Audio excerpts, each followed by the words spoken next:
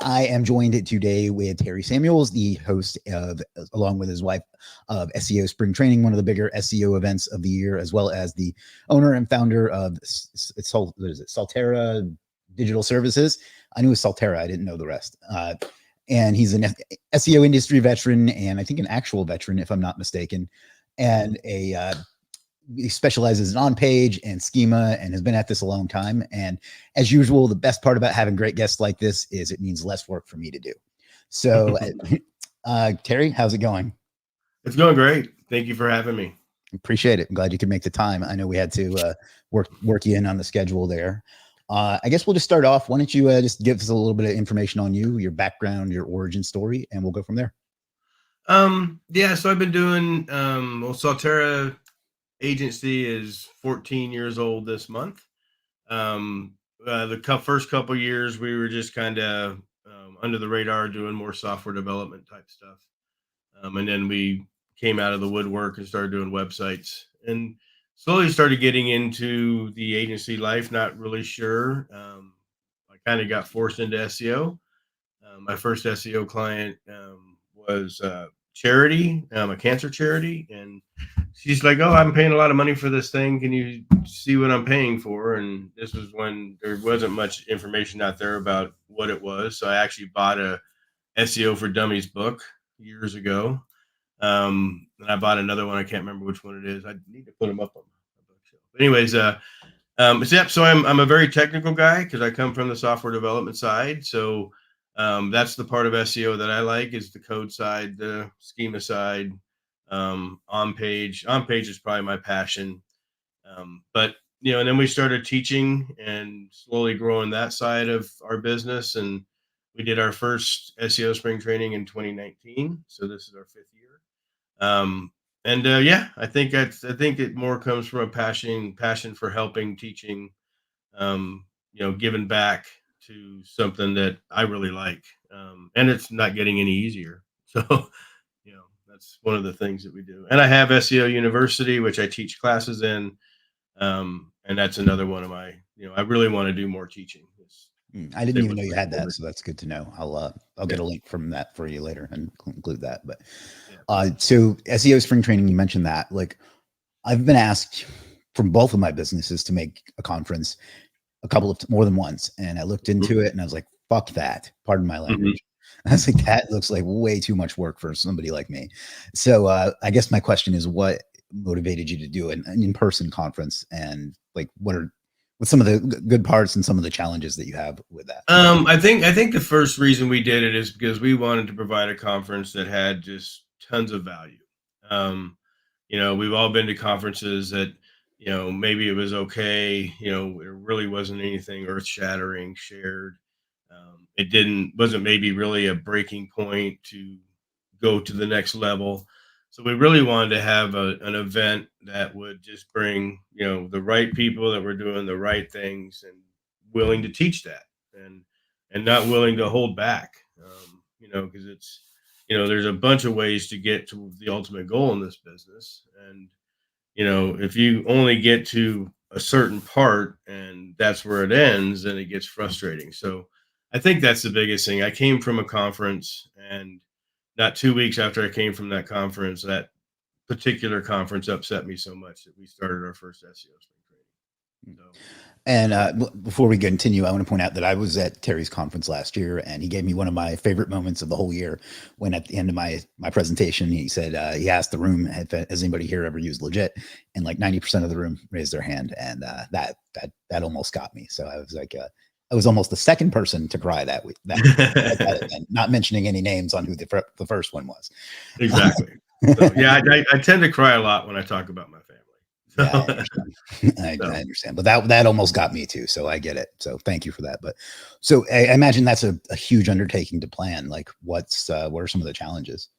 I think, well, obviously this year especially was cost, the hard cost, because we had just finished in April last year, and we started working on this one in July, and just in that span of time, our hard cost went up about 27%. Oh, wow. So, and mostly food, because we do provide lunch, and also hotel. So And the reason we started this much earlier this year is because we wanted a little bit more kind of negotiating power with the hotel. So one of the things that we do is we spend a lot of time before we choose a hotel on, what are the good networking spaces? Where can people hang out and talk? Where can people can go inside at a bar. Do they have a good seating up there? Can people go around the pool? What time's the pool closed? So, so it's kind of funny, but that's how we pick a hotel. So we had good negotiating power this year. This year was a little bit challenging because we're always the week after Easter, and this particular weekend, the men's Final Four is in Phoenix. So there's that huge event. So it's actually kind of funny because some people that are coming to spring training are going to go to the men's Final Four either that Saturday night or Sunday night. But it's so those were kind of the challenges of it, getting the hotel and getting all the costs negotiated. As with any event, because that's you want to make sure that you're providing the quality of an event that you want people to have a great experience at. So and again, we don't skimp on that, but you also have to be cognizant of ticket prices, because flights are more expensive. Everything's more expensive nowadays. So, so that's kind of the challenges of finding that sweet spot of, have an event, where it's going to be, what are we going to price it at? And then just making sure that the only goal in life is to have provide value to everybody, including the speakers. That was going to be my next question. Is you don't have to give the exact process, but like, what do you look for in people that come to speak? Like, what do you? Well, I did. I'm kind of fortunate because I had so many people. SEO Spring Training has a great reputation, so I have a lot of people request to speak. So this year I had, or Clint and I both. Clint, I actually brought Clint on this year to help me with the speakers and figuring out the new format and stuff. Clint Butler. But this year I had about 93 people that wanted to speak. One of the things that I try to do each year is I try to put new people on stage. So it's not, the same people would be great, but I kind of like to try to introduce new people to the family. Mm-hmm. So, that was kind of the big thing. I also, this year, I paid more attention to the format because we changed the format. So this year, we're actually going to have a morning stage. So there'll be speakers on the main stage in the morning. And then in the afternoon, there's going to be mastermind breakout rooms. So if you want to go to on page, you can go watch all the people on page. If you want to go to off page, if you want to do AI, if you want to do agency growth. So in the afternoons, people are going to have the opportunity to pick and choose of what they really want to get out of the conference. So, and if they miss somebody one day, it's the same people the next day, just maybe a different time slot. So we're really trying to make it so you don't have to miss anybody. But it's more of a conference this year of whatever phase you're at in your walk of SEO, we want to be able to provide those opportunities specifically to you. So, we've all been at the conferences where everybody sits in a big room for 8 hours and, some of the speakers are interesting to you. Some of them you might not be interested in because it's just not your part or whatever. Maybe you're not at that level yet. So this year's going to be different. This year we're getting a huge, feedback of just how great this is going to be and all that good stuff. So, but yeah, that's kind of how we got started, and it's a passion of ours, with our masterminds. And then the big one though is the big ones where we spend the most time. This year for the VIP event, we're going to the Yankees Diamondback game, so we rented a couple suites. We have our annual golf event, so the golfers come in and we golf in Scottsdale in April. Pretty cool. Awesome. But yeah. And can you tell us what the dates are this year? April 3rd through the 7th. So the VIP event is April 3rd. The conference is actually the 5th, 6th, and 7th. Okay. And there's still a little bit of space available, right? Yeah, there is. We're maxed at 180. We don't go much larger than that because we like that intimate type of conference. So this one we've got a hard max at 180. So just because the room itself just won't hold anymore. So we are expecting to sell out. There's a bunch of coupon codes out there. If you want to use Terry 24, TERRY 24. Then that'll give you the biggest discount out there right now. So great. But we'll probably, in fair warning, we're probably going to shut the coupons off here in the next 10 days to 2 weeks. Okay. And they just go to SEOspringtraining.com. Yep. Just go to SEOspringtraining.com. You can see all the information there. Great. And that's the schedule's up so you can see who's speaking when, all that good stuff. Okay. And that's on the screen as well as in the chat for those of you that are watching. I got a couple of questions. Keith says, would you ever consider streaming the training for people who are not in the US and maybe can't make it? I appreciate that people might not want their secrets shared. So recording is not possible, probably not possible. We did record last year. I can tell you, as a host of a conference, it was the biggest pain in the ass that we did. And unfortunately, and we sold, I think I only sold like 50 recordings. I didn't publicize it that well, and nor did I want to. Anyways, out of those 50 people that did it, only 2 people watched them. So I'm sitting there going, okay, well, was it really worth it? It wasn't. We don't do this for the money, obviously. So I'm not going to sell 1,000 recordings for $400 or whatever. But but the biggest thing is yeah, it is. It's basically up to the presenter themselves. So we do record it, but what we do with those recordings, we don't. Last year was the first year we sold them, and I don't think we're going to do that again this year. But I do respect the presenters. If they don't want to have it on camera, we definitely take it off camera. But live streaming it, we did that when COVID hit. We did a huge live stream. Our 2-day live conference turned into an 8-day digital conference. I had 72 speakers, like 900 people came through in 8 days. But it was COVID. What else are you going to do? You're locked down for 2 weeks, so they said at the beginning. But anyways, so we've done it. It's not that we couldn't do it. I just think I think the live events are so crucial. The people you meet, the time that you spend with people, the people that you can reach out to after the event, because now you have this relationship with them on a different level, and and really start kind of just getting into the crowd, so to speak. And I mean, we probably will look at doing, and we do events during the year that we do live stream. So it's just not the big one. So, Okay. But yeah, I appreciate that, Keith. It's something we do think about. It's something we do talk about. But in our smaller events, we do it, and I can let you guys know when those are. Yeah, I can only imagine the hassle of like trying to record it and then edit it and then upload it and like Exactly. And live streaming is even worse because the connections. I mean, we don't control the connection, and most hotels don't have the best internet. No. So there's different things, and now you're taking money from people and having an internet problem that you can't. Right. So I'm a no drama guy. It's the first thing you're going to find yeah, out. me too. Which is why I've never tried to do a conference myself. Exactly. Jacqueline, I guess we kind of just answered that.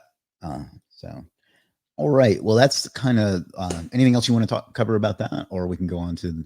Yeah, we can go on. Yeah, if anybody has any questions about it, we've got. If you're an agency and you want to send, 1 or 2 or 3 people to it, contact me or Elizabeth, my wife, and we have, special deals for agencies to bring people like that. Yeah, it was. If there's anything I can help you with, just let me know. I just want to say one other thing is that I hated the idea of SEO events for basically my entire career until I went to yours last year. And I really did see that there's a lot of value in getting to know people in person, and it's led to some pretty good connections for me. So, yeah, and it was great having you too. It was and it was great breaking you out of your little shell. You're good at what you do. Okay, so you're a wealth of knowledge. Great. So we'll move on. One of the things that you're well known for is being good with schema. And I remember, I don't want to give away any like particular thing, but I remember you showing us a page there that you ranked entirely with schema with nothing on it, and other than like a video. And I guess what draws you to that, and like what can you share with us on that? Yeah, I actually have an entire website ranking just with schema. I think the biggest thing that drew me into schema was that, again, it's code, which is right up to the way my brain thinks. But it's the original language that all the search engines did together. So, it's not like, they all got this big room and invented the internet.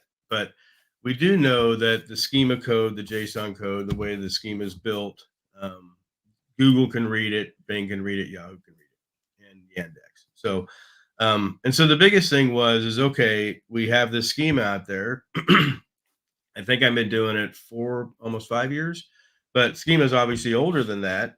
But I don't think anybody actually spent the time to see what types of schema or what types of things you can put in schema. Excuse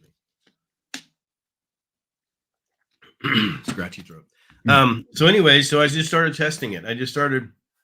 Okay, so I went to schema.org. They have some examples in the bottom there of what the code looks like, or what the code should start ending and opening and ending.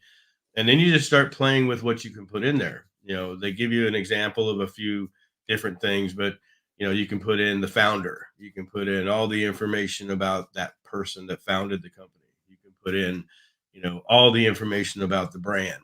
And what I tell people that schema does is that, if you picture you in the middle of a room of 100 people, and these 100 people are spread out all over the place and you're in the center, well, a few of those people are going to be able to be notified as you, because they're maybe your social media people. So you have a Facebook guy, you have a Twitter guy. So anyways, a plugin will bring in the normal stuff you tell it to bring in. Here's my name, here's my phone number, here's my address, here's my website, here's my social media stuff. And some of them will even try to do a little bit more than that. But the rest of the stuff out there in this big old room is not anywhere out there except for through search. So if I go out there and I search legit, and I go through all the different mentions of legit on the first 4 or 5 pages of Google, then those are all the things that Google knows about legit, but it's just spread out over 5 pages. So schema will allow you, through same as and some other different variables, bring all those into one place. So Google doesn't have to work so hard. So I personally believe that schema was originally designed to organize the internet.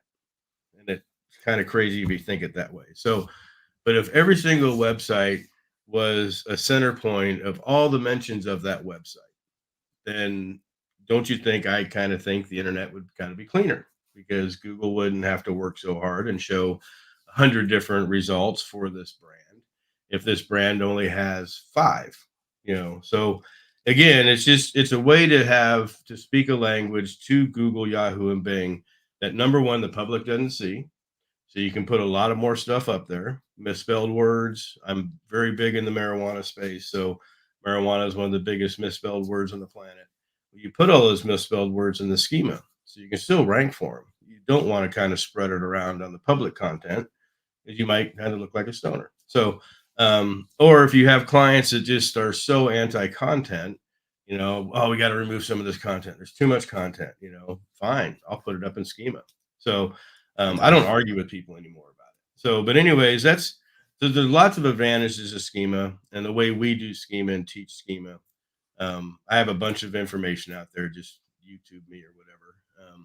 But it is one of my passions, because we have seen movement. Now schema is not a magic bullet. Schema is not going to fix an already dropping website.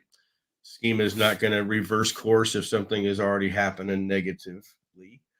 But if everything's right and everything's solid, schema will definitely put you in a better position in a bunch of different ways. So, but So again, for, it's it's I don't know. We've seen it work. We know it works. We white label it. I do white label schema for a lot of agencies, and a lot of people are starting to see how important it is. There's a lot of people that are starting to see that maybe this plugin isn't giving me everything schema could give me. It's kind of just a big band-aid. yeah, But it's the same band-aid a million other websites have on it. right. So you're not in any different position. Where my schema or our schema, it puts you in a different position, basically. Okay. So for those that aren't familiar with it, schema is I'm going to try to break this down to like the most beginner level. Correct me if I'm wrong, but it's a type of a code that is metadata, and metadata is data that describes data. Is that right? Exactly. Yep. Okay. So hopefully that for the people, I'm sorry, go ahead. Yeah, no, it's exactly right. So basically, you kind of build a second web page, because they're all by page. So you basically build a second web page in like microdata, so in the schema. But and you can do a lot more.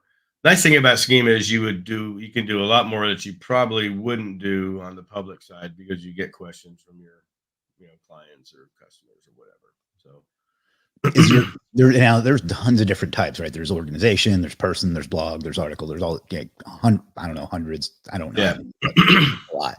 Is there any of them that you find that are useless? Because I've tried to do like blog schema, and I put the entire post in the schema to code, and it doesn't seem to do anything.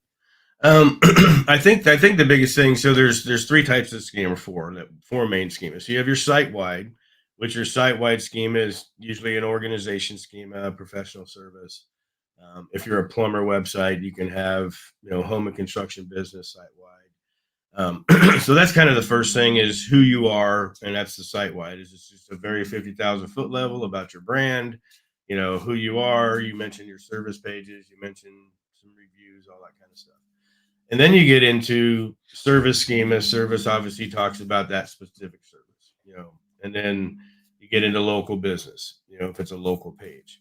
On the flip side, we like article schema. Article schema is actually one of my favorite schemas, Interesting. mainly because it's one of the only schemas that you can use keywords in, and do not stuff schema. That's my number one thing. Google will see it and it will penalize you. So you'll get a big old thing in Search Console. But put this keywords that this blog is about, and go into finding what your entities and put all that stuff in there. And then you can go in, you can write your schema, put the article in there like you would on the page. But then the other parts of the article schema that are great is like same as. So I do a lot of content clustering. So if I'm doing a content cluster for a tankless hot water heater for the service page, then that main entity of page would be the tankless hot water heater. And then the same as would be links to all the 7 or 8 or 10 things around that cluster. So it ties them all together into one. So when Google sees one blog, it goes to the schema, it knows that this next blog's the same as, because it's all going to this main entity, which is tankless hot water heater. So it gets pretty cool. But yeah, we still continue to test this thing constantly. We have people full time that's all they do is schema and research. So we definitely take it seriously because we definitely know it works, and we also know it can hurt web pages too. Yeah. I I was had going to bring that somebody up. You put, mentioned the penalty. There is actually, I forget exactly what it's called, but there's a manual penalty for invalid schema type or yeah, something like that. invalid schema type, reviews in the schema that aren't on the page. There's a few different ones at Search Console.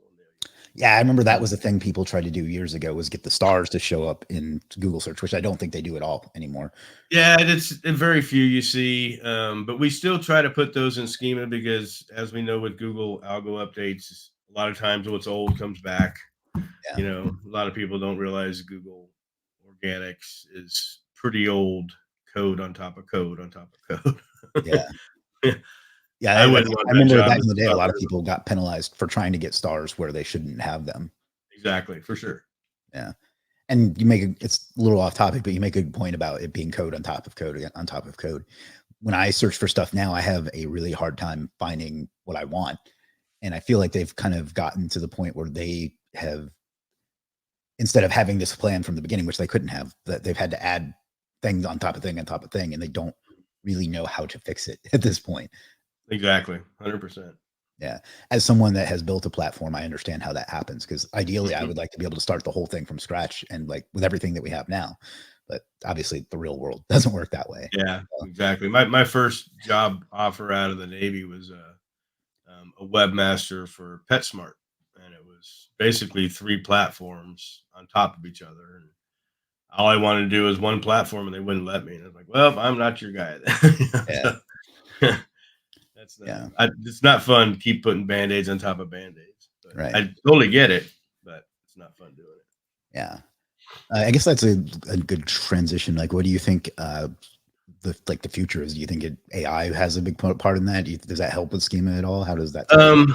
Yeah, AI is going to be the thing. I think right now, and it's one of the things I've been teaching for about the past year, is that with especially with the expansion of AI, is helping the search engines understand the content is going to be more important than anything.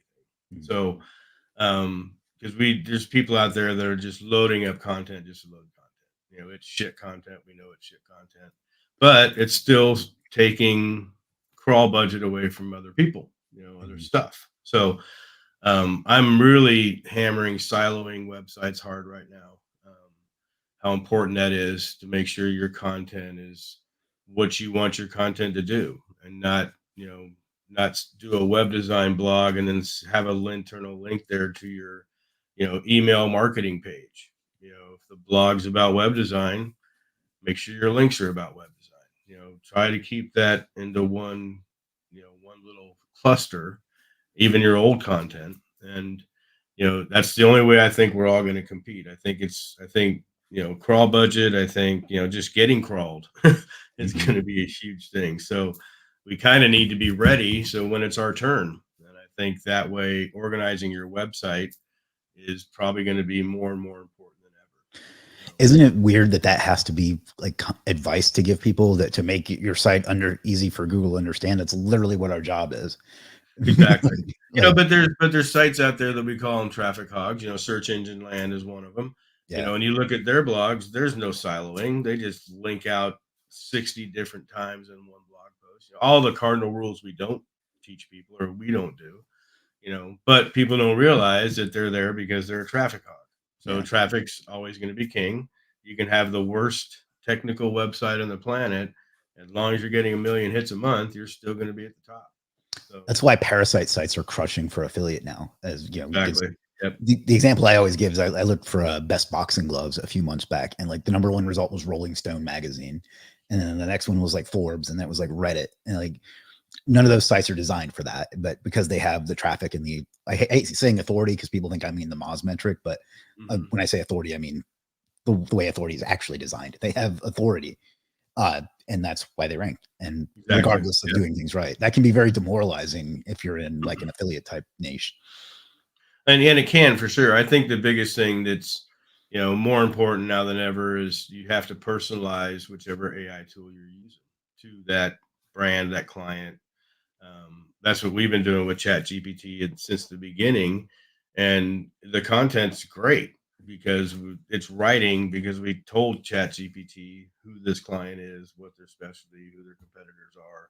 We've preloaded this thing to where now when you're asking it to write an article about something, it's including that personalization in those articles. So Mm.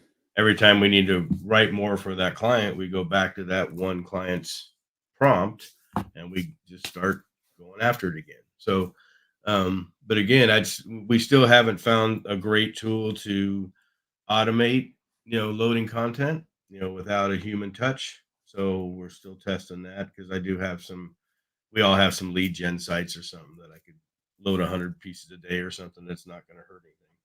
Yeah, But we're just, we haven't found that magic bullet yet, but I'm sure it's coming. But then we're going to have a whole bunch of new problems then. yeah. So, yeah. Yeah, you mentioned how it's important to like set up. I don't know what you really call it, but like a client profile in the GPT. We actually have something like that built into the legit dashboard now, where you can like click it and it'll give you like a SWOT analysis and like their hopes and fears and like the type of content they offer and build like a whole business profile on them from Right AI on. built in. So Yeah, that's the key, and that's all these AI tools. I think that until they have something like that, it's just a giant scraper that can formulate words. it's not even truly AI, in my opinion. Yeah, It's predictive algorithms because it's not thinking unless you tell it to do something. So it's not for sure. truly intelligent. That doesn't really matter, but it's just a point that I But find. and you did mention, how we use schema with it is, it is very good at finding entities about an article. It is very good about, you know, finding entities that maybe you don't really want to write about, but you definitely want to put them in your schema, So, and if the entity is big enough to get a machine ID from Google, that's even more power. Yeah, So, but again, I think it's use it for what it's designed for. Like I said, I wouldn't use it to. Well, I wouldn't say that because we actually have a lawyer client that just loves the Chat GPT stuff that we're doing. So, that's and she's surprising. actually she's actually the one that reason why we did this in the first place because she was never happy. It's just like, one day an article would be she'd pick 1 out of 3 and they were written by the same person with the same stuff. But she's really liking Chat GPT because we can go back and say, hey, can you do this in a happier tone? And we can just change the tone and write a different thing. So Interesting. all of our clients know we're doing it. We're not trying to hide it from them. We're trying to teach them how to use it themselves, because you can share that chat prompt with them, and and the ones that are using it are loving it. It'll help you write workflows. It'll help you do storyboards if you're into videos. It'll help you do all kinds of stuff. Yeah, it's kind of turned everyone in the world into a content writer in a way, which is unfortunate for content writers, but 100%. Like our content sales, there's a clear line when I look at our reports that of when ChatGPT came out and before, that it just jumped right off a cliff as soon as it came out. Yeah, well, and same with ours. We actually brought our content writers on our staff as editors now. Yeah, so we just hired them. Yeah, so we got a couple of questions here. Tala says, I think we are all single. Well, Terry is not, but I am. And I'm guessing most everyone else here is. I think the reason he's saying that is because it's Valentine's Day. So happy Valentine's Day to those of you that are spoken for. Tebby Chiropractic and Sports Medicine Clinic in Charlotte, North Carolina. There's your free plug. It says, we've created schema for clients to rank outside of their service area. So yes, schema works. Is that something you've done too? Or? Oh yeah, for sure. Yeah. Interesting. We figured out we can, it depends, again, our magic word, it depends. But we definitely have seen an increase in proximity, through some stuff that we do with schema. We definitely, do kind of what people do with neighborhood pages. We can do that kind of stuff with schema. Especially when you get into the knows abouts, that kind of information. But yeah, definitely. So, again, if you're in the middle of Phoenix, it's probably not going to work that great, just because of, because it's in the middle of the 5th largest city in the country. It's actually helpful here because, like, I live in one of those cities where, like, all the cities around it, if you live in one of those cities, they say they live in Myrtle Beach, even though it's technically like Surfside or Garden City or whatever. So I've had to come up with a lot of tricks for that, because people want to rank for that whole area, but if their address is just one, it's one of those things. So that's good to know. And it's unfortunate that Google's, even went down that path, that they think that a plumber only can service a small area. I mean, it's really, the whole Google map algorithm is just really unfair from the get-go. It is. It's also my least favorite thing to do in SEO, because it's never the same. It's mine too. I rank maps fine, but I despise even my staff doing stuff around it, because there's just loading up an image, boom, you're suspended. You're like, well, and it doesn't seem to work as consistently as organic. Like from one thing to one campaign to the next, it's like never the same. It drives me up the fucking wall. So. Yeah, 100%. It's one of the things that I really do. I'm actually kind of been laughing today because I guess maps are down all over the. Yeah, I saw that. It's like, so I'm actually kind of going, Yeah, I'd be fine if they burnt it to the ground personally, but yeah, for sure. Anyway, let's see. Somebody says hi. Yash says, what are your views on Gemini? Seeing ahead, considering SEO. Gemini, for those that don't know, is Google's version of ChatGPT. I mean, they didn't call it that, but that's what it is.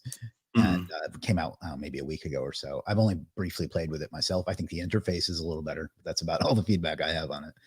Yeah, the only thing, we really haven't played with it too much. There's a bunch of people I follow that jump on playing with these things, and so what I have heard is that ChatGPT is still leaps and bounds better. Yeah. And again, I don't know. Google could be dominating here. I think they're kind of holding back because they're probably afraid of what obviously this is going to do to their bandwidth and server resources and storage and all this stuff. Cannibalize their income source. Exactly. So I think they're just holding back. So yeah, like I said, I personally haven't played with it, but a couple people that I follow, actually, they're speaking at SEO Spring Training. They have tested it. So I'm sure it's like anything else, and it's probably at its infancy stage. I think ChatGPT was doing a lot of stuff before it became public, obviously. Yeah.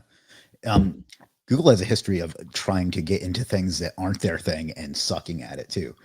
like especially with 100%. social media. Like they tried like 3 or 4 different Google times. Plus. Yeah. Somebody says, "Do you think parasite SEO would be good for e-commerce?" I don't see how, because e-commerce you have the sites, the products on your own site, so I don't see how parasite SEO could work for that. Definitely works for affiliate though.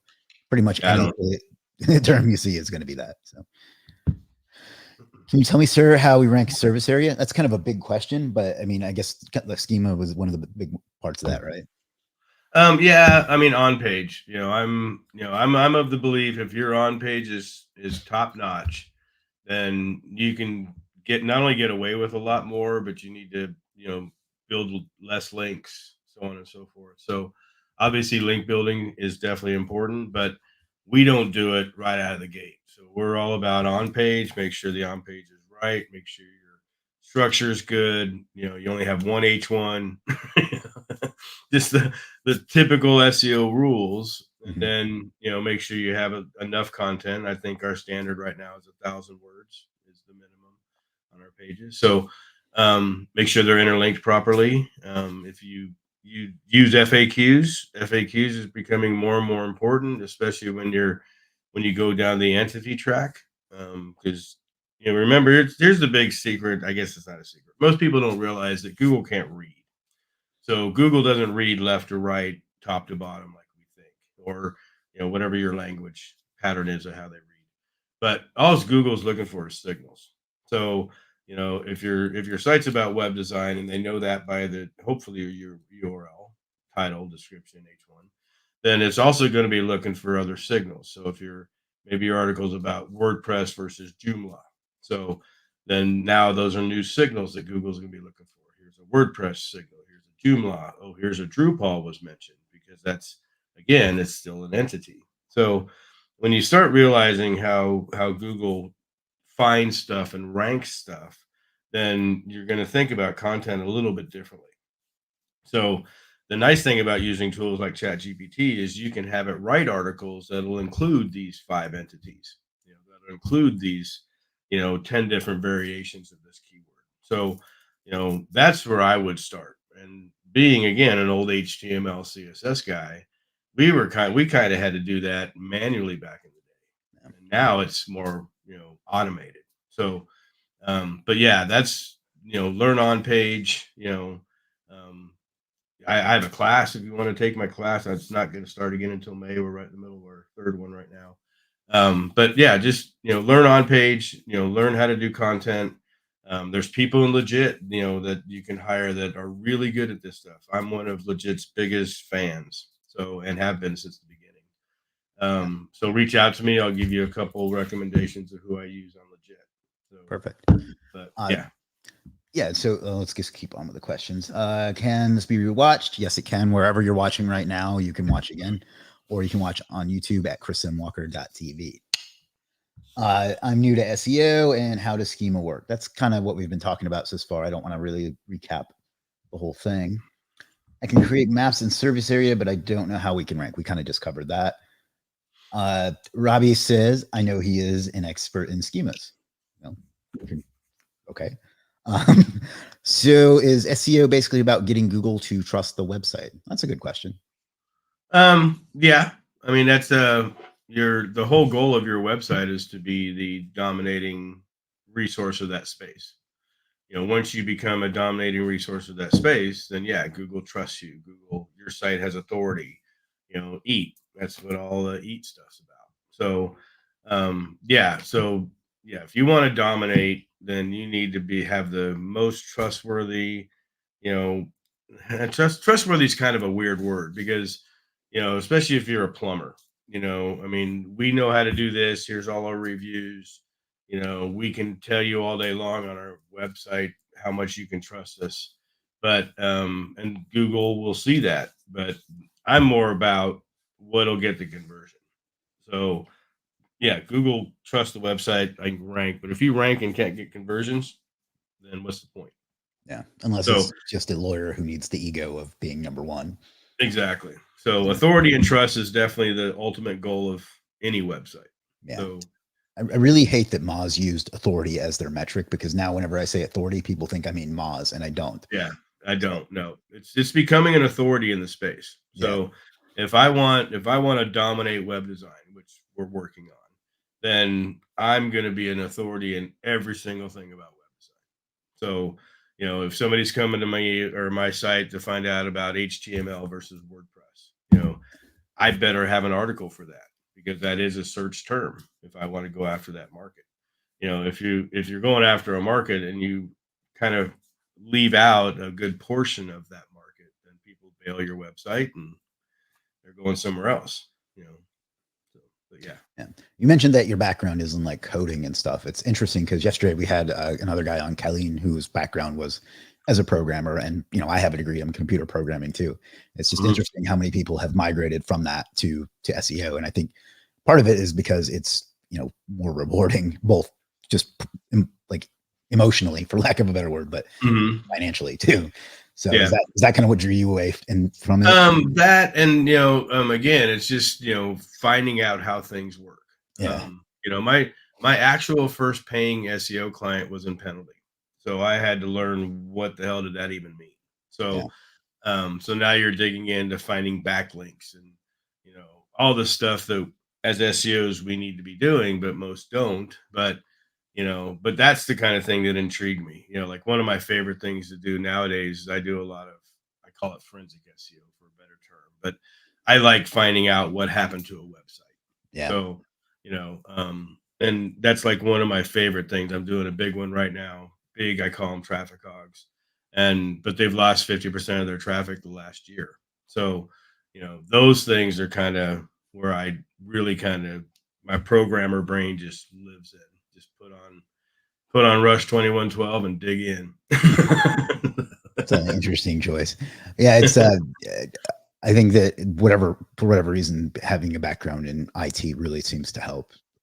Help. I know it certainly has with me because I've had two previous careers. I worked in IT, and then I worked in politics for a while, which is where I learned how to build communities, which has been very effective for me. But also, I don't really do a lot of coding, but still knowing how it works and like being able to talk to our developers has been invaluable for me. Not, I shouldn't say invaluable. I mean, it cost me $60,000 in college degrees, but that I don't Yeah. use at all. But I mean, it has been helpful in that regard. So we got a few more questions. Fahad says, can you share some insights or tips on effective on-page SEO techniques that website owners can implement to answer it? So let me rephrase this question this way. What are like 3 or 4 of the top things you look for in on-page? If you were just going to give somebody a bullet list, what are some of the most important things? Proper use of tags is probably the biggest thing. I mean, I mean, you really have to kind of spend a little bit of more time, effort, and energy on stuff. So the old days of just having a pretty generic title, I got my keyword in there. I have a pretty generic description. I have my keyword in there, and then your H1 is Dallas plumber. Nowadays, you have to spend more time in that. You have to be more grammatically correct because even though Google's still looking for signals and it doesn't really care if it's grammatically correct, the opinion of people do. So, so it doesn't hurt to say, one of the top 10 plumbers in Dallas is your H1 or something like that. So, but the biggest thing again is use of tags, like your H2s, H3s, H4s. Excuse me. Mhm. Just make sure that you're not wasting those. So typical WordPress web design, we see 15 H1s on a page Mhm. because the designer is looking at it more of a design aspect rather than an SEO tool. Yeah. So when we look at it as SEOs, we're like, okay, we only need one H1 and some H2s and some H3s, but pay attention to what those are because in web design you can have your click here's are typically H2s just right out of default of most themes. So you have to spend a little bit more time to make sure that everything's the same. So H1's the topic, H2's the subtopic, H3's a subtopic, H2 is another subtopic of that main topic. So again, it's an organization of a page that I think that's the biggest tip you have to do on page. Yeah. And then it comes to interlinking. So, you really want to stay away from links that say learn more, click here, those type of links. I'm more about, actually link into what the next article is. So if I'm writing an article about tankless hot water heater, and I talk about, solar, is solar good for tankless hot water heaters? Maybe that's one of the FAQ questions. Well, if I have a page, which I should have a page that talks about solar and tankless hot water heaters, I'm going to anchor text that to that page. And that anchor text can be, should I use solar for tankless hot water heater? Should I use solar? So it's, get away from the 1 and 2 word anchors and go into more 3, 4. I've even anchored a whole sentence if that anchor has something to do with the page I'm sending them to. And I think the third thing is just, make sure your titles are good and your descriptions are good, because that's where you're going to get the click. Spend more time in there. Research, have Chat GPT or something, write 5 or 6 different variations of each. But those are the big things that you really want to make sure that you can do. All right. That's interesting, because one of our next questions was, what's the ideal anchor text keyword optimization for internal links? I think you kind of just covered that as to whatever the target page is about. Yeah, whatever the target page is about. Again, I don't go outside the silo unless I'm doing a versus. If I'm doing, why do I need SEO for a WordPress web design? Then I'll do both SEO and web design.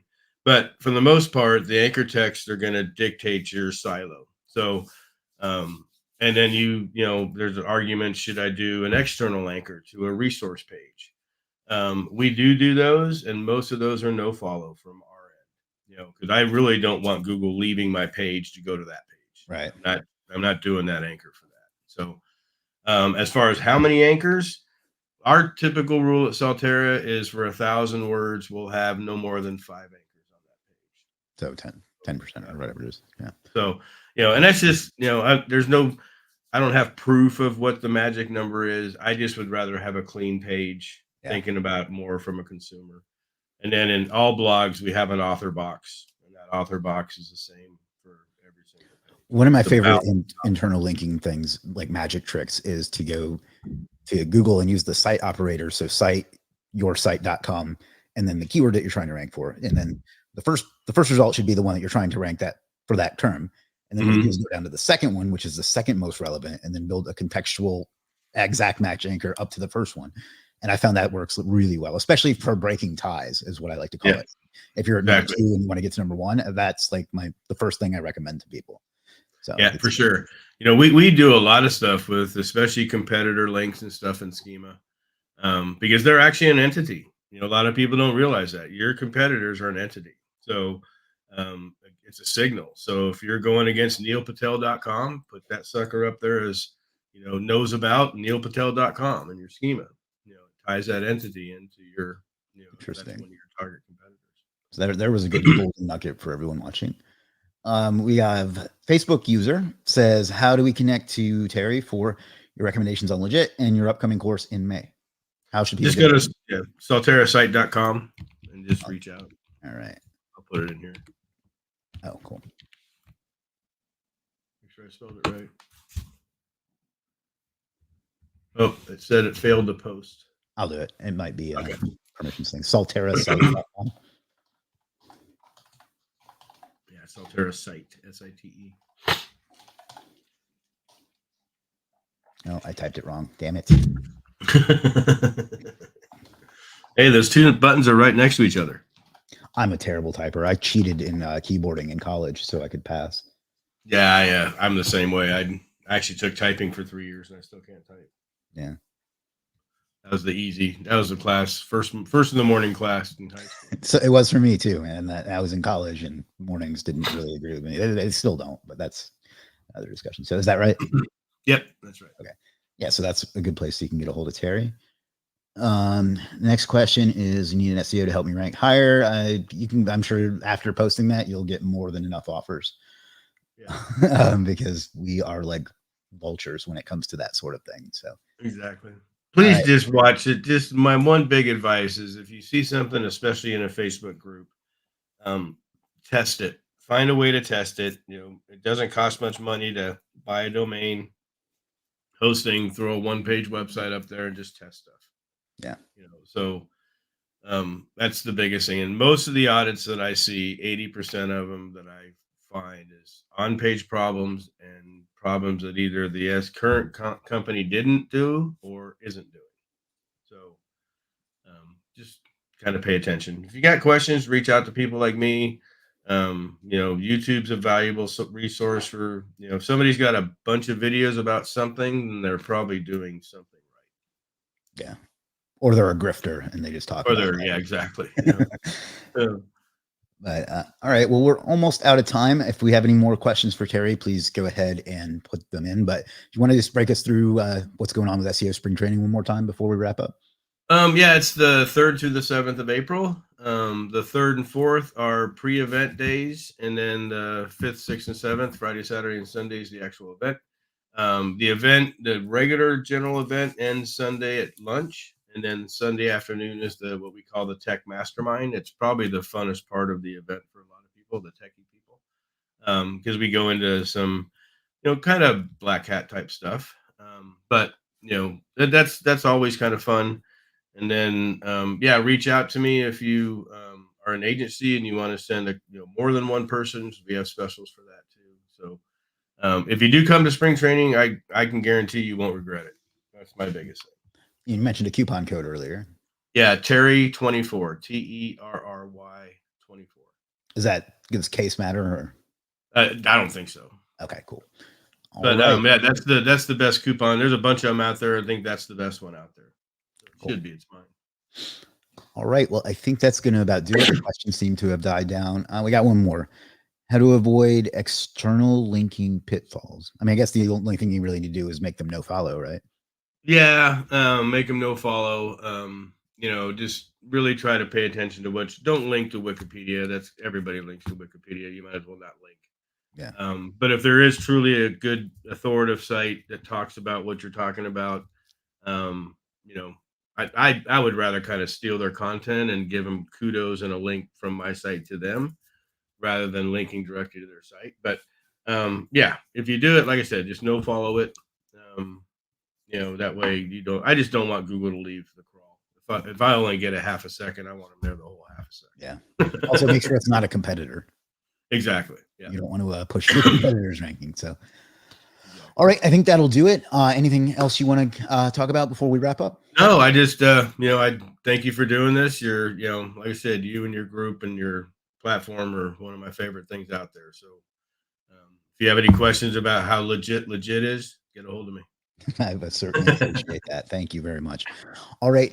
Tomorrow we will be back at 1 p.m. once again. Busy week for me. We'll have Julian Goldie is going to be our special guest tomorrow. If you're into AI SEO, programmatic SEO, and stuff like that, he's really, really top level at that stuff. He's doing some great stuff. So yeah, Julian's awesome. Yeah, looking forward to that. And again, I want to thank everyone for being here today. I say this every time and I mean it. You could have been anywhere else in the world and you decided to spend some time here. That's something I will never, ever take for granted. So thank you. Amen. And last but not least, figure out what you want out of life and go out and get it because you owe it to yourself and you owe it to the world. I'll see you tomorrow. Peace.